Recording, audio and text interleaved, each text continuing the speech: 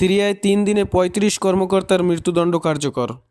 সিরিয়ায় নতুন শাসক গোষ্ঠী হায়াত আহরির আল শামের এইচটিএস সঙ্গে সংশ্লিষ্ট যোদ্ধারা গত 3 দিনে ৩৫ জনের মৃত্যুদণ্ড কার্যকর করেছেন, যাদের প্রায় সবাই ছিলেন ক্ষমতাচ্যুত বাশার আল আসাদ সরকারের কর্মকর্তা। সোমবার ২৭শে জানুয়ারি এক প্রতিবেদনে ব্রিটিশ সংবাদমাধ্যম দ্য গার্ডিয়ানে এ তথ্য জানান। প্রতিবেদনে বলা হয়, কর্তৃপক্ষ নিরাপত্তা বাহিনীর সদস্য পরিচয়ে স্থানীয় বাসিন্দাদের বিরুদ্ধে অত্যাচার চালানো এক অপরাধী গোষ্ঠীকে অভিযুক্ত করেছে। তবে Syrian observatory for human rights জানিয়েছে, অভিযুক্তদের মধ্যে প্রায় ৩৫ জনের দ্রুত সংক্ষিপ্ত বিচার প্রক্রিয়া শেষে মৃত্যুদণ্ড দেওয়া হয়েছে। সংশ্লিষ্টরা বলে, এই গ্রেপ্তার ও ৩৫ জনের প্রাণহানির ঘটনা মানবাধিকারের গুরুতর লঙ্ঘন এবং বিচার বহির্ভূত হত্যাকাণ্ডের পরবর্তী পদক্ষেপ।